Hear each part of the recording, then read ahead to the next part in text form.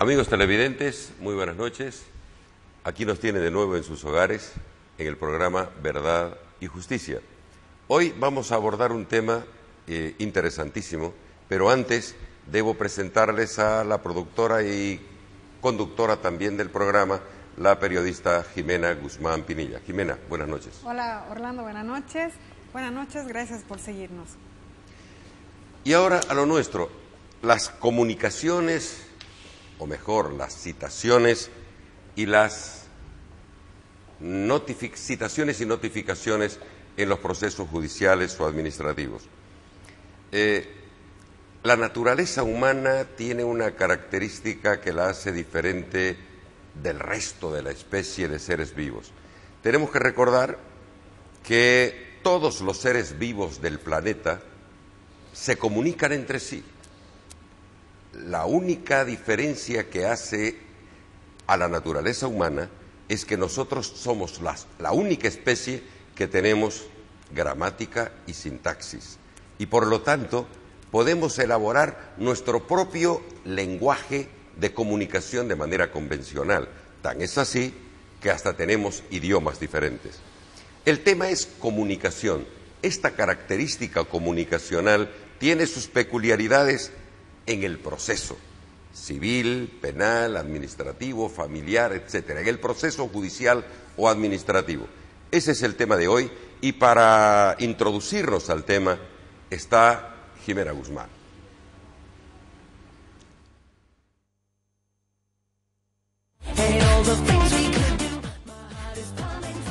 El centro cruceño. La persona que usted ve en pantallas es el sargento de policía Jaime Mamani.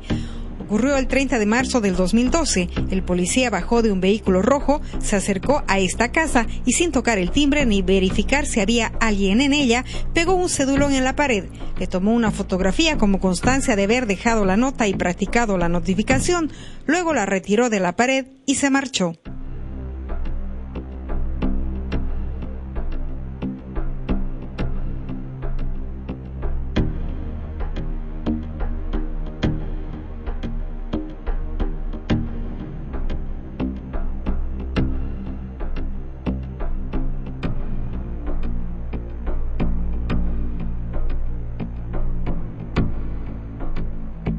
Muchas personas se encontraban en ese momento dentro del inmueble, incluido el propietario, a quien se debió notificar.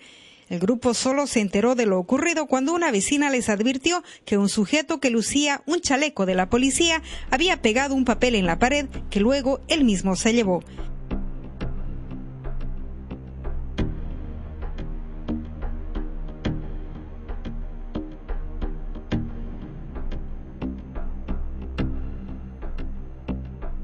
El dueño de la casa tomó la grabación de sus cámaras y con una copia se dirigió a la plataforma de la FELC-CC, donde no encontró ninguna denuncia en su contra.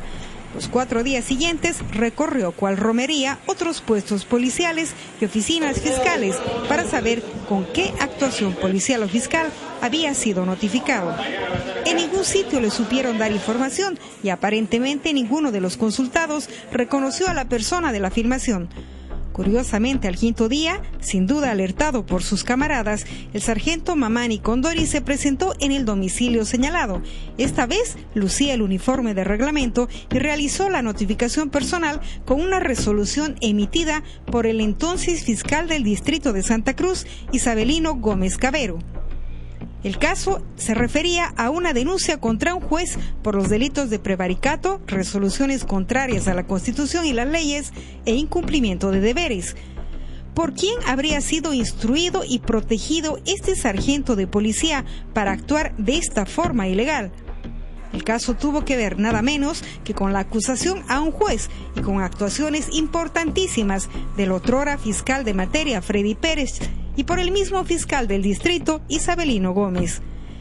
Si de esta manera arbitraria y fraudulenta se notifica en un caso en el que participan autoridades jerárquicas del sistema judicial, ¿qué podrá esperarse de actuaciones para el común de los ciudadanos? Surge otra pregunta: ¿cuál habrá sido el objetivo para practicar esta notificación de manera ilegal? Una de las respuestas probables es que fue realizada para evitar que se pida la conversión de acciones ante el juez cautelar y que se abra un proceso penal contra el juez acusado. Este hecho es un atentado al debido proceso, ya que impedir que una de las partes conozca de una notificación provoca estado de indefensión absoluta. El público litigante está expuesto a este tipo de atropellos. Para la mayoría, enfrentarse a un oficial de diligencias o a policías que fungen como tales significa paralizar un proceso. ¿Quién controla a estos funcionarios? ¿Por qué siguen cobrando por notificar? ¿Quién se hace responsable por una notificación fraudulenta o no realizada? El ciudadano no debería estar en desventaja por este tipo de empleados públicos que, en teoría, dan fe de sus actos.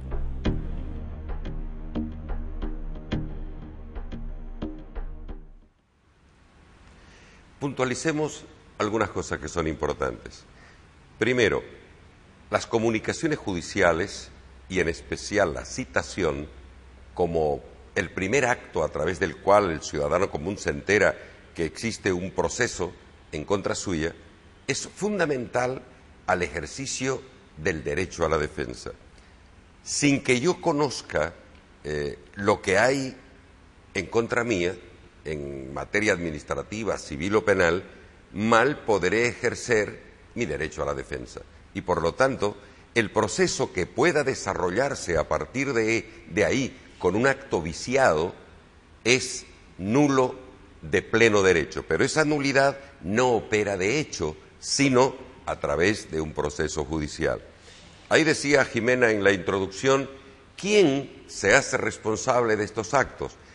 Aquí, esa responsabilidad administrativa o penal que pueda sufrir el funcionario público que realiza exprofesamente de manera inadecuada e ilegal un acto de comunicación judicial o administrativa, es diferente a los efectos que pueda tener esa notificación fraudulenta en el proceso.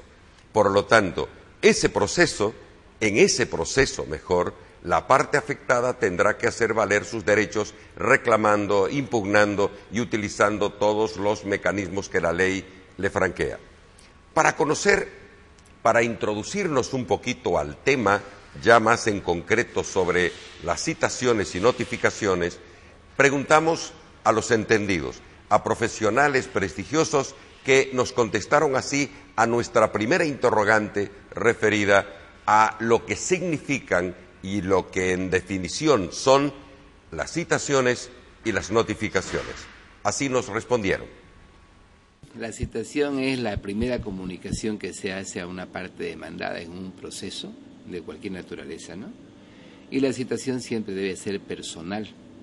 Es decir, hay que buscar a la persona demandada en su domicilio real o en su fuente laboral. Tiene su procedimiento y la finalidad es hacerle conocer el inicio del proceso, la pretensión, ¿no?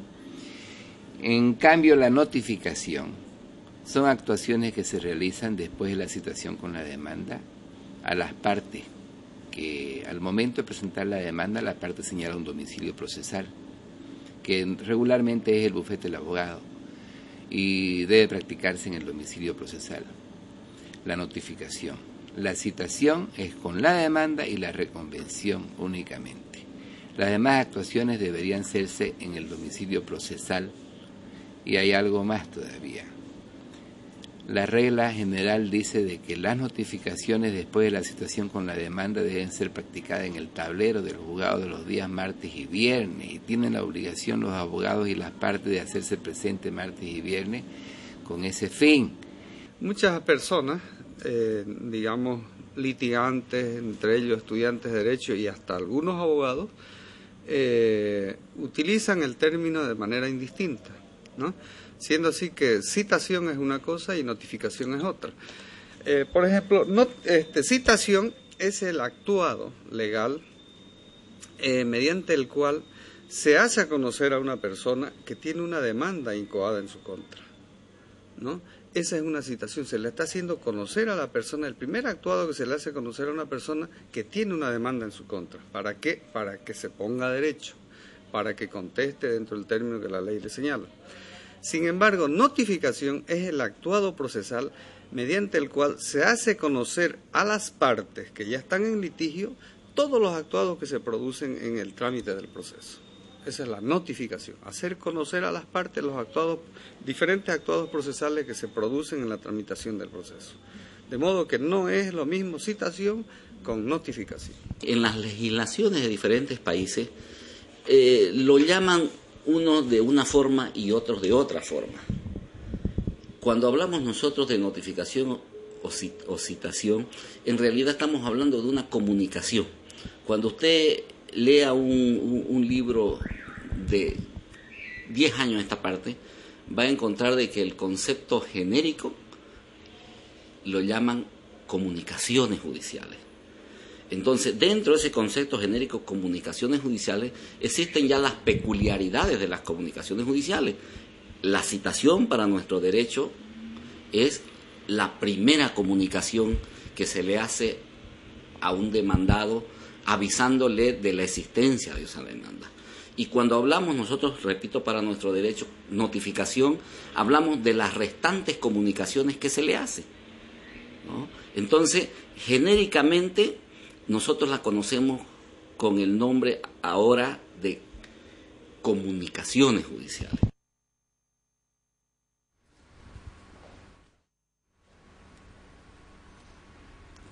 Manténgase en contacto con nosotros a través de la línea del 333-5251 o a través de nuestro correo electrónico info@revistabolivianadederecho.org.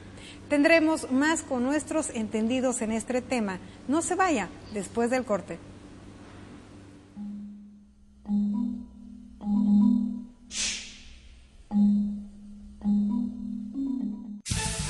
Oxígeno celebra el carnaval con el país. Una edición especial para celebrar. Retrato de la predilecta del carnaval de Oruro. Los bolivianos votan y deciden por la fiesta mayor de Oruro. Oficialistas y opositores aprenden las lecciones del Beni rumbo al 2014. La ministra Viviana Caro revela cuántas ciudades intermedias tiene Bolivia, según el censo 2012. Oxígeno, la revista que se respira y celebra. Cómprela en todo el país.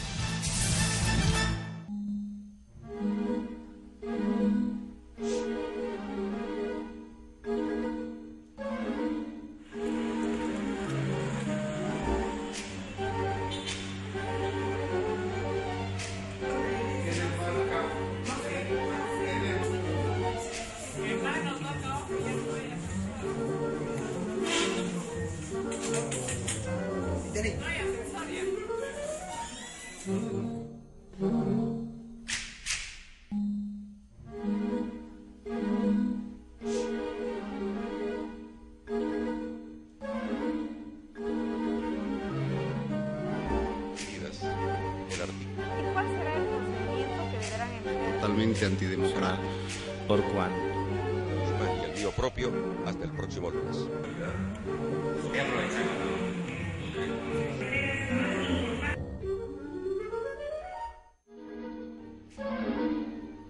La verdad y la justicia. La visión de dos valores desde todas las miradas. Un programa diferente. Un programa para usted.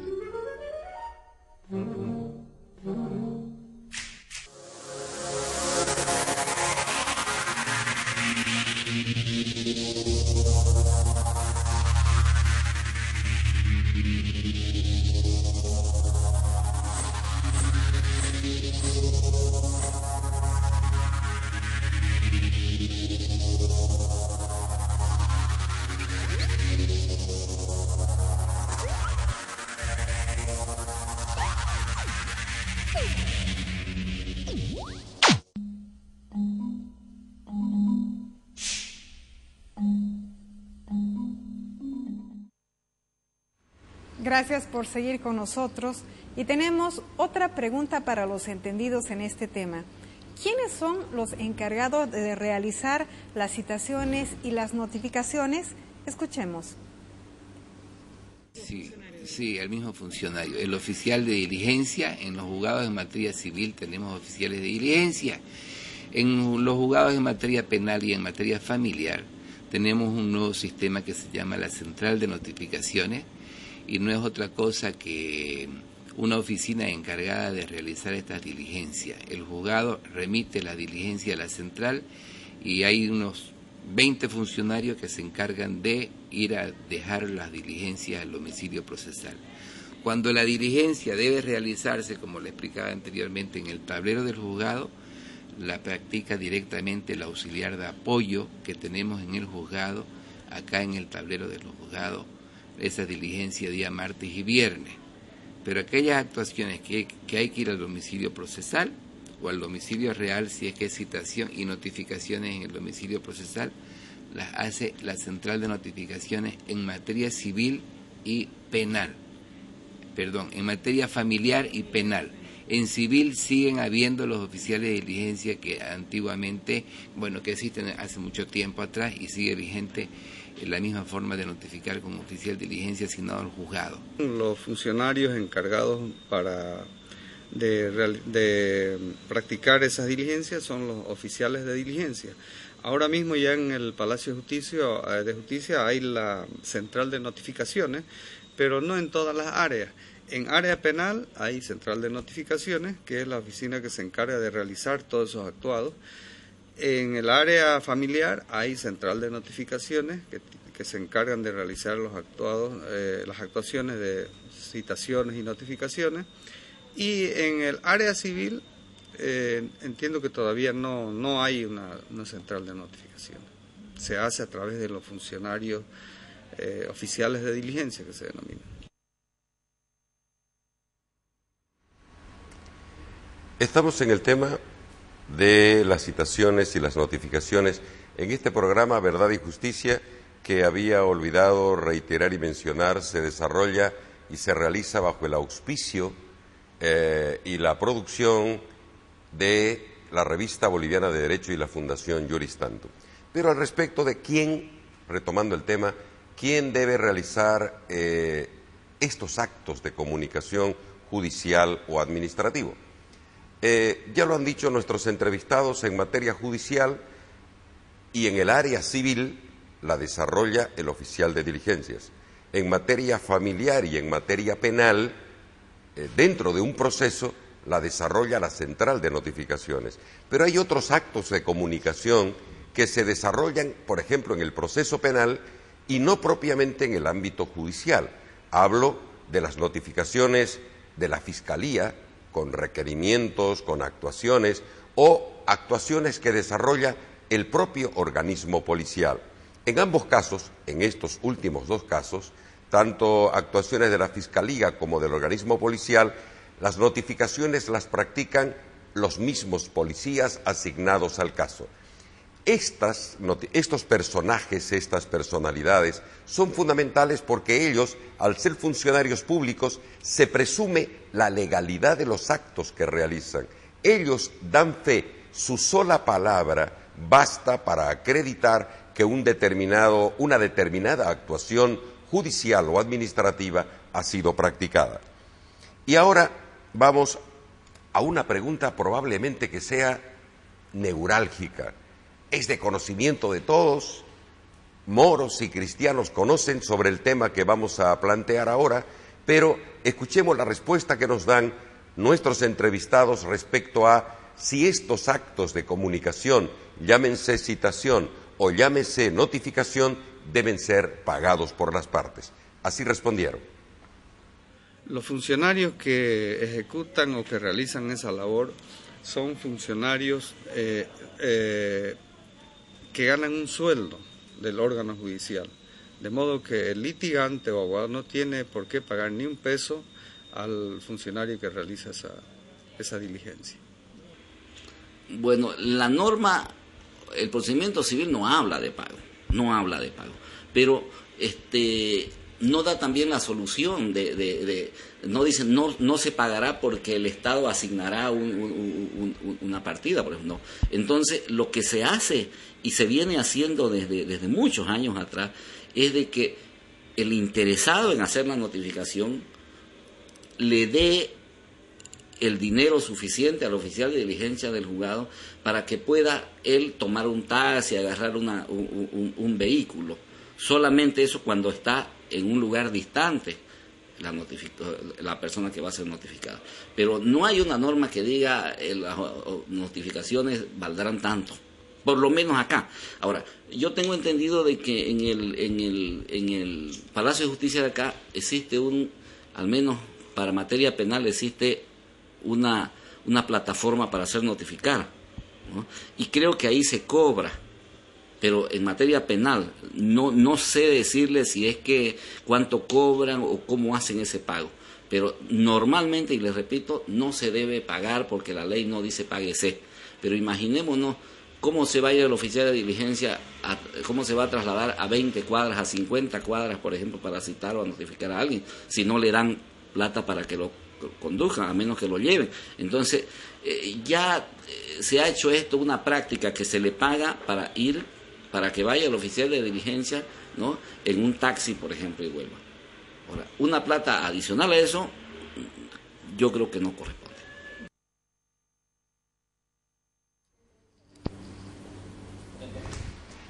El tema, si se paga, si no se paga, si se debe pagar o no se debe pagar, pasa por tal vez la definición de lo que son cargas, deberes y obligaciones dentro de un proceso penal. Las partes tienen cargas, iniciar la acción, ofrecer la prueba, producirla, presentar las impugnaciones cuando corresponda o los recursos cuando así también la ley se lo permita, pero es obligación, entiendo yo, es obligación del órgano jurisdiccional, o mejor, es obligación del Estado a través de los órganos jurisdiccionales correspondientes, el practicar todas las notificaciones que permitan que el proceso judicial o administrativo se desarrolle normalmente y de esa manera precautelar el ejercicio, el derecho y el principio a la celeridad procesal y a la transparencia de los actos judiciales o administrativos. Pero vamos a continuar con este tema, pero ahora en la intervención de las autoridades o instituciones involucradas. Y para ello me permito solicitarle a Jimena que presente la próxima nota. Bien, hemos conversado con la presidenta del Tribunal Superior de Justicia, la doctora Teresa Lourdes Ardaya, quien se ha referido a todos estos aspectos. Vamos con la nota. La ley es clara y tenemos una ley específica que dice la gratuidad. A través de la 025, la ley del órgano judicial en vigencia hace un año establece la absoluta gratuidad. Principio recogido de otro principio constitucional, que es la Constitución Política del Estado Plurinacional de Bolivia, cuando establece la gratuidad. Es decir, que toda persona, todo ciudadano tiene acceso a la justicia sin que signifique un costo. En el caso específico de las notificaciones, de las diligencias, en todos los ámbitos, de todas las competencias, penal, familiar, civil, laboral, etcétera, rige pues este principio de gratuidad. Y en el caso específico del Código de Procedimiento Civil, existe una norma que dice que habrá lugar a la citación a cualquier ciudadano involucrado en un proceso cuando tiene por obligación señalar un domicilio dentro de las 10 cuadras a la redonda. Yo sé que en este momento es casi imposible que eso pueda suceder. Yo le hablo de una norma que está ya desfasada en el tiempo, ha quedado desfasada precisamente por el transcurso, ¿no? Cuando se hablaba eso, cuando la ley lo aclaraba, era porque todas las ciudades eran más pequeñas. La ley sigue vigente y por lo tanto, dentro de esas 10 cuadras, el funcionario encargado de la citación no puede exigir ningún cobro. Para nada. Para absolutamente nada, absolutamente. Dentro de las 10 cuadras. Existe la obligación de señalar un domicilio procesal, así lo establece la ley civil, dentro de 10 cuadras a la redonda en este caso del Palacio de Justicia. ¿Usted no ha escuchado nunca de alguna denuncia que haya habido acá en Palacio porque los oficiales de diligencia hacen cobros de dinero? Sí, hay constantemente, y en los últimos días también ha sido comentada esta situación y se ha criticado el hecho de que cómo puede suceder eso si existe la gratuidad. Efectivamente, existen también las instancias correspondientes que deben ser denunciadas. Yo insto y aprovecho la oportunidad para que cualquier ciudadano que hubiese sido, se le hubiese pedido dinero para realizar tal notificación, se acerque a esta presidencia o al Consejo de la Magistratura a través de la dirección departamental para hacer su denuncia correspondiente y se canalice esa sanción, porque no podemos hablar en términos genéricos. Tenemos que contar con casos concretos de denuncia para así sancionar a la persona y que pueda ser un motivo para bajar esa corrupción, que sabemos y somos conocedores que existe al interior. Pero la única forma de controlar es que se nos den datos concretos, nombres específicos para sancionar al funcionario.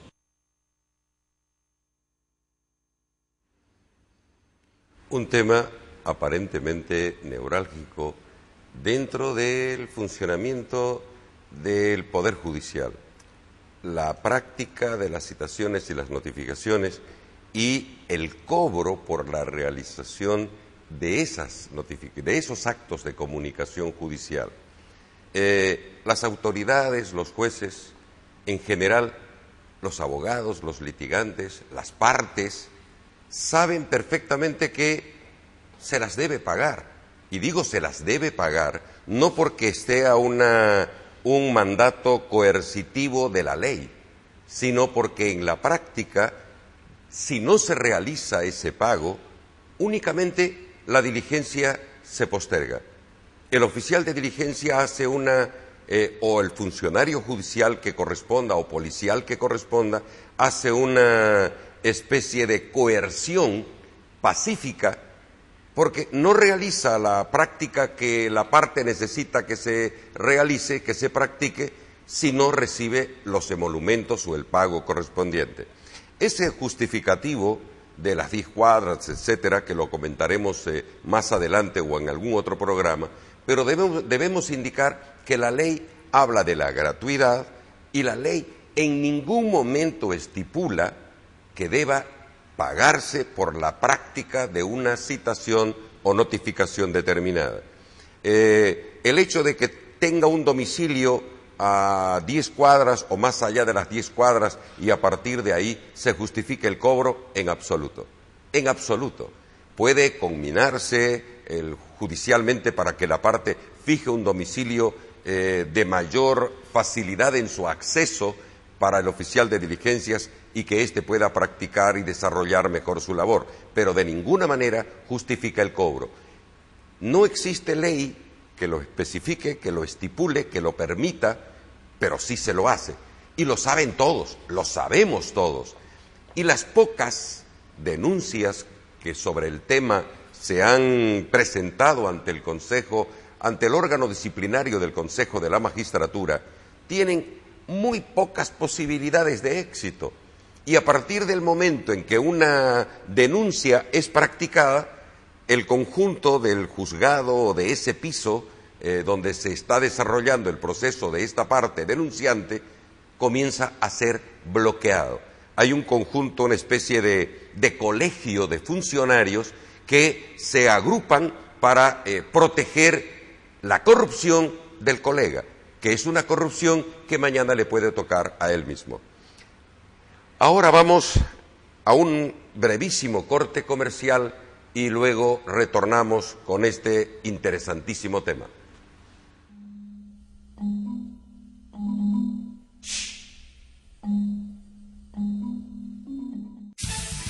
Oxígeno celebra el carnaval con el país. Una edición especial para celebrar. Retrato de la predilecta del carnaval de Oruro. Bolivianos votan y deciden por la fiesta mayor de Oruro. Oficialistas y opositores aprenden las lecciones del Beni rumbo al 2014. La ministra Viviana Caro revela cuántas ciudades intermedias tiene Bolivia, según el censo 2012. Oxígeno, la revista que se respira y celebra. Cómprela en todo el país.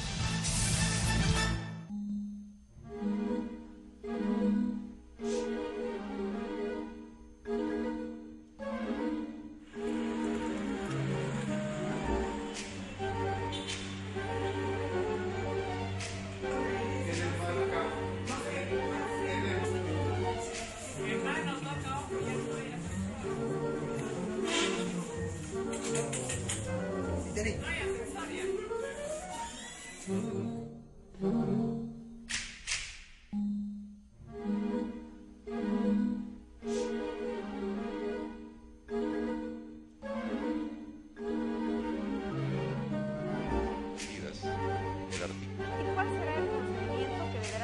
Totalmente antidemocrático. ¿Por cuánto? Y el mío propio hasta el próximo lunes.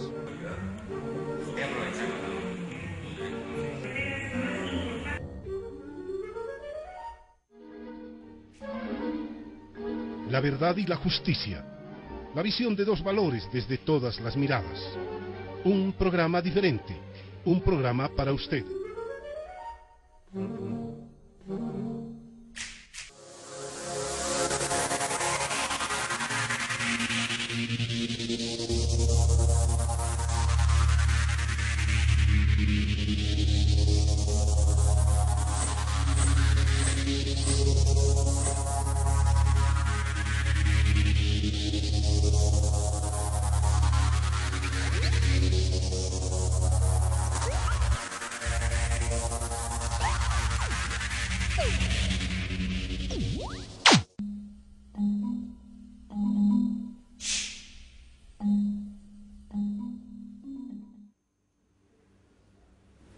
Gracias por seguirnos. Ya escuchamos a los entendidos en la materia, escuchamos a las autoridades. Vayamos ahora a saber qué dicen los abogados que en el día a día están al día, si valga la redundancia, con las citaciones y las notificaciones. Escuchémoslos. En realidad la citación y la notificación son actos gratuitos que no se debe pagar por ellos. Pero se paga. Así he escuchado, y esos pagos no están contemplados en la ley, y los abogados y las partes no deben acceder a dichos pagos, es decir, tienen que negarse, porque la ley dice que son gratuitos, que sucede eso, ¿no? En lo que respecta a mi juzgado, eso... he sido escrupuloso con los funcionarios respectivos al indicarles de que no deben realizar tales cobros.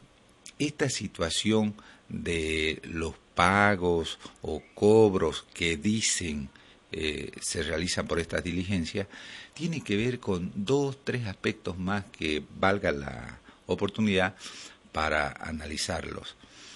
Es común, es habitual, de que en muchos juzgados existe una carga procesal excesiva, donde los funcionarios deben realizar 10, 20 anoticiamientos, es decir, citaciones o notificaciones al día, y prácticamente más de 5 por día a veces no se pueden hacer.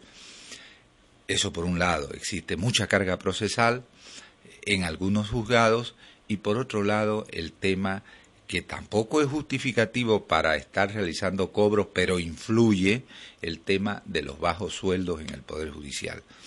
Hay denuncia permanente en el Consejo, digamos, referente, pero eso no es el tema de Fiscalía, ¿no? Sino en el tema, digamos, de la Corte, de los jueces. Se tiene conocimiento de que hay muchas denuncias en el Consejo de que todas las personas que van a citar siempre hay que reconocerles, si no, no van y citan, ¿no? No, en absoluto. Lamentablemente, hace unos años, un presidente de la Corte Superior de Justicia, que no viene al caso decir quién fue, autorizó que a los oficiales de diligencia se les pague el taxi. Y de ahí fue, lamentablemente, el hueco en el dique. De ahí se convirtió realmente, lamentablemente, lo repito, en algo que se fue un comercio. Eso sí, pero conforme a ley en lo absoluto. ¿Y qué sugiere usted para desterrar esa práctica ilegal? La Fiscalía tiene sus choferes, tienen sus autos que van y vienen, y ahora conforme veo hay la central de notificaciones, y yo creo que es cuestión de mejorar lo que hay ahorita, es decir, una central de citación y notificaciones con su chofer, su auto, sus buenos autos, porque yo creo que se puede, considerando de que es un servicio público, se puede hacer un esfuercito y ponerle buenos autos a las centrales de notificaciones.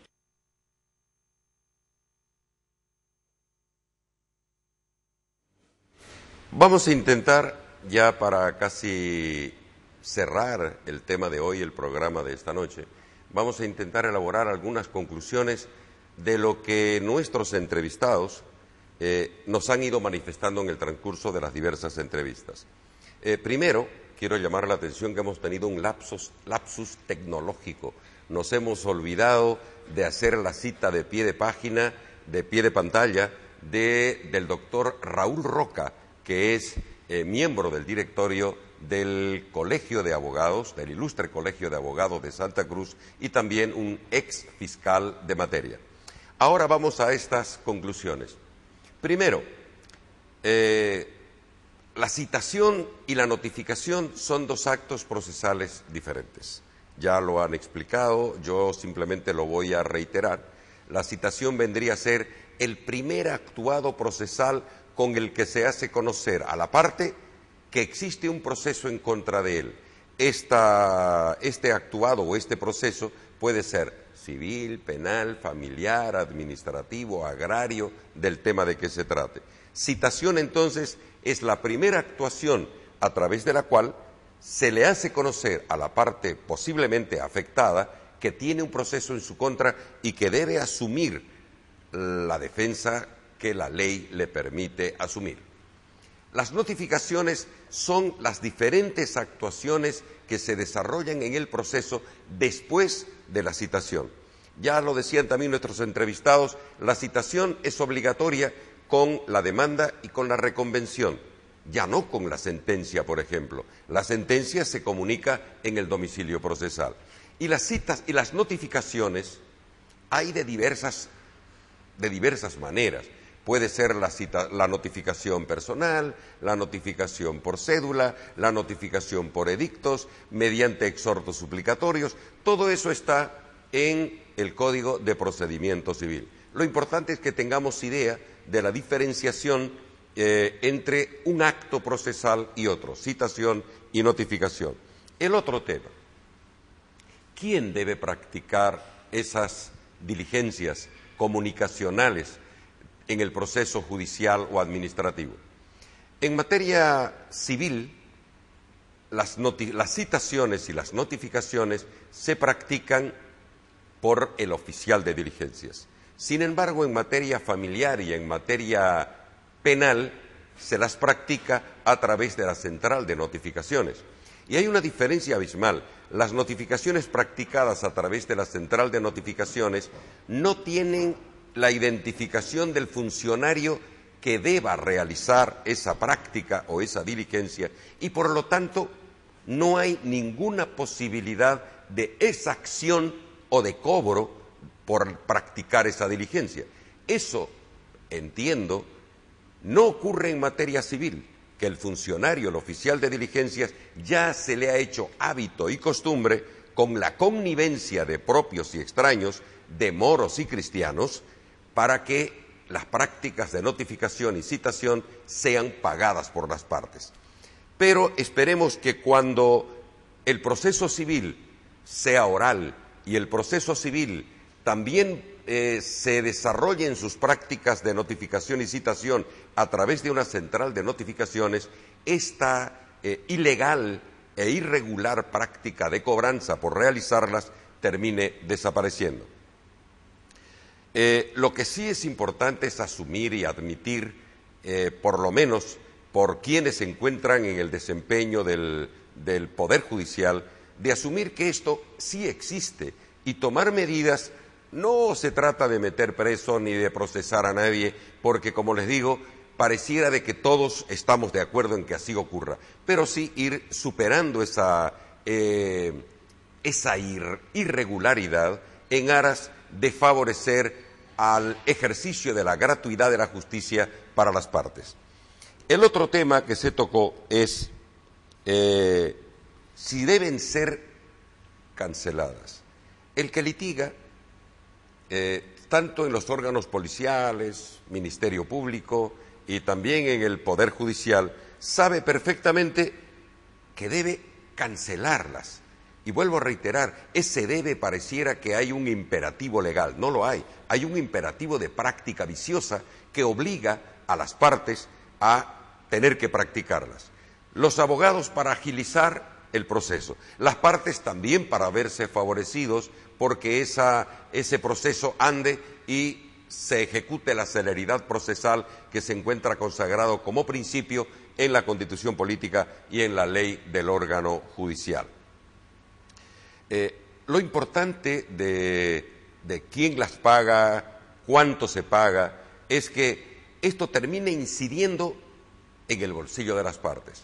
Quiero decir que si a mí me inician un proceso de manera indebida o ilegal y al final de 5 años yo demuestro que el derecho que mi demandante alegaba no existe, ¿quién me pagan los 5 años de litigio, de gastos judiciales? Tiene que pagarlo la parte perdidosa. Y cuando toca la liquidación de decir cuántos son las costas judiciales, esto es, cuánto se ha gastado en el proceso y en honorarios al abogado, resulta que solamente circulan o reconocen el papel, el timbre y lo que se ha pagado. Y le digo, pero, ¿y las notificaciones? Yo he hecho 2.500 notificaciones a 15 y a 20 pesos cada una. No hay recibo, no hay una norma, no hay una instructiva que permita esa cobranza y, por lo tanto, siendo ilegal y no existiendo un recibo, porque la corrupción no otorga factura ni recibo, por lo tanto, ese gasto, que probablemente sea el mayor gasto que se ha desarrollado en el transcurso del proceso, termina siendo perdido en saco roto a la parte que ha vencido en un juicio. Hemos terminado el tema que hemos intentado abordar y, como siempre, no en su totalidad, hay cosas que han quedado inconclusas, pero en el transcurso del resto de los programas que pretendemos desarrollar en Verdad y Justicia vamos a ir tratando de discutir esas partes para que abogados, estudiantes, público litigante y público en general puedan ir familiarizándose un poco más con el tema de la justicia, con el tema del derecho, con el tema de la ley y con el tema de la práctica judicial, porque el proceso dejó de ser ciencia esotérica. El proceso forma parte del conocimiento que el ciudadano común debe tener para poder ejercer a plenitud sus derechos. Ahora vamos a ingresar a una parte que se llama nuestro segmento el consultorio jurídico popular.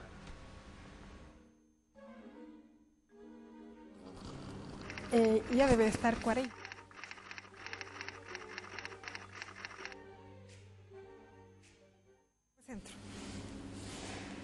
Bien, hemos recibido las consultas para nuestro consultorio jurídico en la línea telefónica 333-5251 y en el correo electrónico info@revistabolivianadederecho.org. La primera pregunta que nos han hecho llegar dice: ¿las pruebas que se juntan en la investigación del proceso podrán ser utilizadas en el juicio oral? Y hemos consultado al abogado penalista Otto Ritter. Escuchémoslos. Obviamente que sí. En la fase de investigación, el Ministerio Público lo que hace es recabar justamente pruebas, y esas pruebas que las ha recabado, si considera que son útiles, las presentará y las ofrecerá para el juicio oral.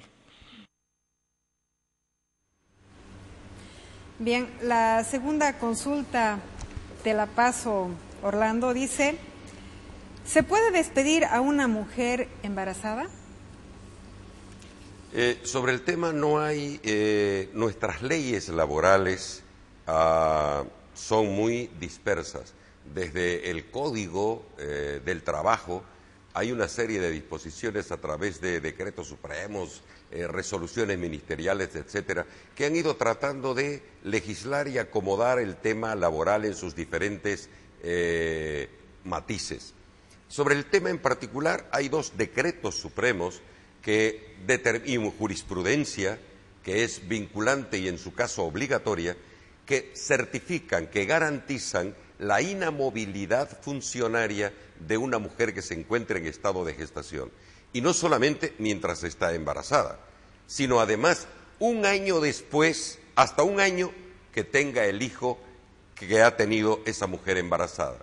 Y además, Jimena, esto es más interesante, que esta protección de inamovilidad no solo protege a la mamá, también protege al papá. Quiere decir que ambos progenitores se encuentran garantizados. Serían 9 meses más un año por la inamovilidad funcionaria y la prohibición de ser despedidos o trasladados de un lugar a otro de su destino. Y creo que con esto estamos ya llegando al final del programa de esta noche, en Verdad y Justicia. Queremos anunciarle que estamos preparando, está en carpeta, estamos pensando a las personalidades que vamos a entrevistar para el tema del debate nacional del año 2013, el tema de la posibilidad de la reelección del presidente actual, don Juan Evo Morales Ayma. Les prometemos que lo mantendremos al tanto sobre el tema. Quiero, para finalizar, reiterar nuestro agradecimiento para la Fundación Iuris Tantum, para la Revista Boliviana de Derecho, para la Asociación de Personas afectadas por resoluciones judiciales o administrativas, APARJA, que auspicia de manera especial nuestro segmento del Consultorio Jurídico Popular. Un agradecimiento especial para Jimena Guzmán Pinilla, que nos hemos traído de La Paz para que esté aquí colaborándonos en este programa Verdad y Justicia, que pretendemos dejar huella. No hacemos otra cosa que procurar la opinión de personas entendidas en cada una de las materias para transmitírselas, para que usted de a poco vaya familiarizándose con lo que significa el derecho, la justicia y la verdad. Amables televidentes, buenas noches, muchas gracias y hasta el próximo lunes.